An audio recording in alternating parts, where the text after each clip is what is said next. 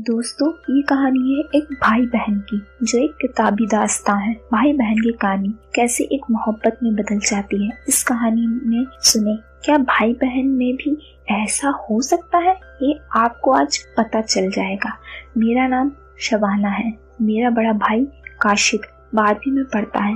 वह गोरा चिट्टा और करीब मेरे ही बराबर लंबा भी है और वह मुझे दीदी कहता है। मैं इस समय 20 साल की हूँ और वह 21 साल का है। मुझे काशिद के बाल बहुत प्यारे लगते हैं। दिल करता है कि बस हाथ फेरते रहूं। पापा गवर्नमेंट जॉब में है और माँ प्राइवेट जॉब में है। माँ जब जॉब की वजह से कहीं बाहर जाती है तो घर में बस हम 2 भाई बहन ही रह जाते हैं। एक बार माँ 3 दिनों के लिए बाहर गई थी। रात को हमने डिनर के बाद कुछ देर टीवी देखा, फिर अपने अपने कमरे में सोने के लिए चले गए। करीब 1 घंटे बाद प्यास लगने की वजह से मेरी नींद खुल गई। बोतल देखी तो खाली थी। मैं उठकर रसोई में पानी पीने गई तो लौटते समय देखा कि काशिद के कमरे की लाइट जल रही थी और दरवाजा भी थोड़ा सा खुला था। मुझे लगा कि शायद वह लाइट ऑफ करना भूल गया है। मैं ही बंद कर देती हूँ। मैं चुपके से उसी कमरे में गई, लेकिन अंदर का नजारा देखकर मैं हैरान रह गई। काशिद एक हाथ में कोई किताब पकड़कर पढ़ रहा था। अब दोस्तों, आपको इतने में पता चल ही गया होगा कि कौन सी किताब हो सकती है और उससे वो क्या देख रहा था। तो मैं स्टोरी पे आती हूँ। मैं कभी सोच भी नहीं सकती थी कि इतना मासूम लगने वाला लड़का ऐसा भी कर सकता है। मैं दूर चुपचाप खड़ी उसकी हरकत देखती रही, लेकिन शायद उसे मेरी उपस्थिति का आभास हो गया। उसने मेरी तरफ मुंह फेरा और दरवाजे पर मुझे खड़ा पाकर चौंक गया। वह बस मुझे देखता रहा और कुछ भी न बोल पाया। फिर उसने मुंह फेर कर किताब तकिए के नीचे छुपा दी। मुझे भी समझ न आया कि क्या करूं। मेरे दिल में यह ख्याल आया कि कल से यह लड़का मुझसे शर्माएगा और बात करने से भी कतराएगा। घर में इसके अलावा और कोई भी नहीं है जिससे मेरा मन बहलता है। मुझे अपने दिन याद आए।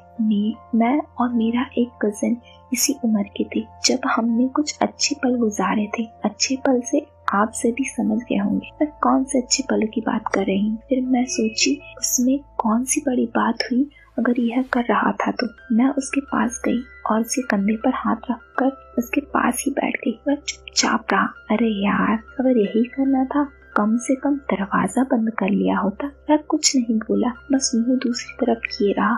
मैंने अपने हाथों से उसका मुंह अपनी तरफ किया और बोली, अभी से यह सब शुरू भी कर दिया? कोई बात नहीं, मैं जानती हूँ तू अपना मजा पूरा कर ले, लेकिन जरा यह किताब तो देखा। मैंने तकिए के नीचे से किताब निकाल ली। वह हिंदी में लिखी मस्तराम की किताब थी। मेरा कजिन भी बहुत सी किताबें इसी लेखक की लाता था और हम दोनों ही मजे लेने के लिए साथ साथ पढ़ते थे। जब मैं किताब उसे देकर बाहर जाने के लिए उठी तो वह पहली बार बोला, दीदी सारा मजा तो आपने खराब कर दिया, अब क्या मजा करूं? अरे, अगर तूने दरवाजा बंद किया होता तो मैं आती ही नहीं। अगर आपने देख लिया था तो चुपचाप चली जाती। अगर मैं बहस में जीतना चाहती तो आसानी से जीत जाती। लेकिन मेरा वह कजिन करीब 6 महीने से नहीं आया था। कजिन का नाम मैं पूरा नहीं बता सकती, बस शुरू का अक्षर एन है। तो फिर इसीलिए मैं भी किसी से मजा लेना चाहती थी। काशिद मेरा बड़ा भाई था और बहुत ही अच्छा लगता था। इसीलिए मैंने सोचा कि अगर घर में ही मिल जाए तो बाहर जाने की क्या जरूरत। चल, अगर मैंने तेरा मजा खराब किया है तो मैं ही तेरा मजा वापस कर देती। अब मेरे भाई को यकीन हो चुका था कि मैं उसका राज नहीं खोलूंगी। वह बड़ी मायूसी के साथ बोला, देखा दीदी, अब शायद ही कुछ हो। अरे, क्या बात करते हो? अभी तुमने अपनी बहन का कमाल कहाँ देखा? दीदी वैसे तो बहुत अच्छी थी, मगर मुझे नहीं पता था कि दीदी मेरी भी हो सकती है। मैंने फिर ज्यादा नखरे नहीं किए और दीदी की बात मान ली। मैंने उसके हाथ से किताब ले ली। मैंने एक कहानी निकाली जिसमें भाई बहन के डायलॉग थे। मैंने पहले पढ़ा। कहानी कुछ ऐसी थी, एक लड़की होती है, इसका पहले से एक बॉयफ्रेंड होता है और उसकी एक फ्रेंड रहती है और वही फ्रेंड का एक बॉयफ्रेंड रहता है। मतलब कि पूरे 4 दोस्त होते हैं। उसमें से जो पहली लड़की होती है उसकी फ्रेंड का जो बॉयफ्रेंड होता है, उसकी फ्रेंड उसको भाई बना लेती है। अब मैं सबके नाम बता देती हूँ। संजना, उसका बॉयफ्रेंड नितिन, संजना की दोस्त जो कि रेखा थी और उसका बॉयफ्रेंड कार्तिक था, और संजना ने कार्तिक को अपना भाई बना लिया था। संजना का बॉयफ्रेंड उसे दिन रात देता था, वही जो हर बॉयफ्रेंड अपनी गर्लफ्रेंड को देता है। काफी दिन हो जाने के बाद उसका बॉयफ्रेंड कहीं बाहर चले गया। उसके जाने से संजना बहुत उदास रहने लगी और ये बात कहीं न कहीं कार्तिक को महसूस होती थी, मगर कार्तिक कभी संजना से बोलता नहीं था क्योंकि उसको संजना ने भाई जो बना रखा था। कभी कभी तो कार्तिक को सपनों में भी सताने लगी थी संजना। ऐसे काफी दिन बीत गए और फिर बहुत दिनों तक नितिन उससे मिलने नहीं आया। ये बात संजना को खाई जा रही थी और समझने वाली बात तो ये थी, जब लड़की पे बात आ जाती है तो फिर वो रुकती भी नहीं है। कार्तिक उसकी ये समस्या को दूर करने की सोचने लगा और कहीं ना कहीं इसमें दोनों का फायदा था, मगर अड़चन तो थी, संजना उसकी भाई मानती थी। फिर एक दिन कार्तिक संजना से व्हाट्सएप पे बात कर रहा था। बातों बातों में कार्तिक ने संजना से बोल दिया, तुम्हें चिंता करने या फिर किसी और लड़के को ढूंढने की जरूरत नहीं है, तुम्हारा पूरा मैं कर दूंगा।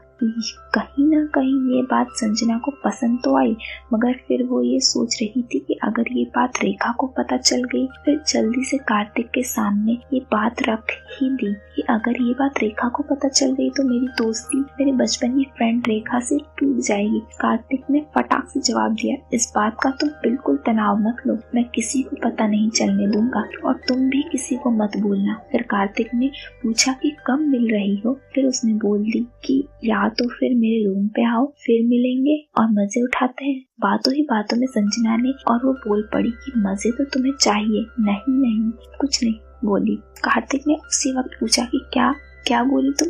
वैसे मैंने सुन लिया है और ये बात तुम्हारे चेहरे पे साफ दिखाई देती है।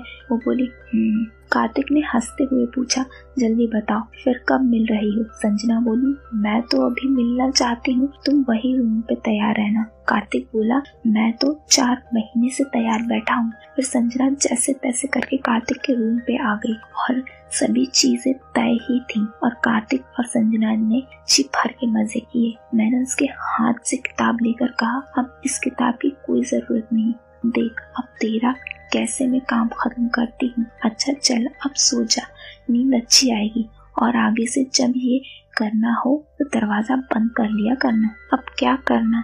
दरवाजा बंद करके दीदी, तुमने तो सब देख ही लिया है, चल शैतान कहीं का। सुबह उठी, चलते समय मैंने कहा चल आज तुझे अपने स्कूटर पर स्कूल छोड़ दूं। वह फौरन तैयार हो गया और मेरे पीछे बैठ गया। वह थोड़ा सब जाता हुआ मुझसे अलग बैठा था। वह पीछे की स्टिपनी पकड़े था। मैंने स्पीड से स्कूटर चलाया तो उसका संतुलन बिगड़ गया और संभालने के लिए उसने मेरी कमर पकड़ ली। अच्छा दीदी, क्या रात वाली बात याद आ रही है? काश दीदी रात की बात ही मत करो, काश कल की रात कभी खत्म ना होती। तो फिर दीदी आज रात का क्या प्रोग्राम है? प्रोग्राम पक्का? चल हट, केवल अपने बारे में ही सोचता है, यह नहीं पूछता कि मेरी हालत कैसी है, मुझे किसी चीज की जरूरत तो नहीं। चल मैं आज नहीं आता। अरे आप तो नाराज हो गई दीदी, आप जैसा कहेंगी वैसा ही करूँगा, मुझे तो कुछ भी पता नहीं, अब आप ही को मुझे सब सिखाना होगा। जब तक उसका स्कूल आ गया था, स्कूटर के शीशे में देखा कि वह मायूस सा स्कूल में जा रहा था। मैंने मन ही मन बहुत खुश हुई कि चलो अपने दिल की बात का इशारा तो उसे दे ही दिया। शाम को मैं अपने कॉलेज से जल्द ही वापस आ गई थी। काशिद 2 बजे वापस आया तो मुझे घर पर देखकर हैरान रह गया। मुझे लेटी देखकर बोला, दीदी आपकी तबीयत तो ठीक है? ठीक ही समझो, तुम बताओ कुछ होमवर्क मिला है क्या? दीदी कल इतवार है, वैसे कल रात का काफी होमवर्क बचा हुआ है। मैंने हंसी दबाते हुए कहा, क्यों? पूरा तो करवा दिया था। फिर मैं उठकर नाश्ता बनाने लगी।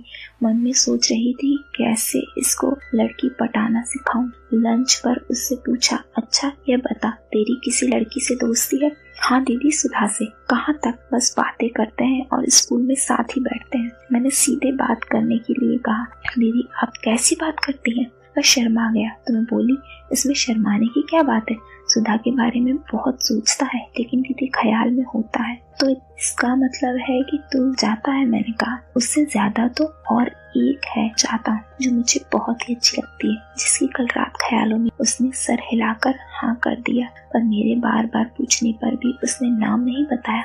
इतना जरूर कहा कि मुझे बताएगा। अरे दीदी, अभी तो मैं बच्चा हूँ, ये सब आप बताएंगी तब मालूम होगा मुझे। अरे यार, सब पट जाएगी। पर कैसे दीदी? उसने पूछा। फिर दीदी बताने लगी और काशिद सब समझ गया। काशिद बड़े ध्यान से सुन रहा था। वह बोला, मैंने उस पर एहसान करते हुए कहा, तुम मेरे भाई हो, इसीलिए मैं तुम्हारी मदद कर रही हूँ। अच्छा दीदी, अब वायदे के मुताबिक सब किया और मधु को पटा लिया और खूब मजे लिए। भाई बहन की कहानी को कैसी लगी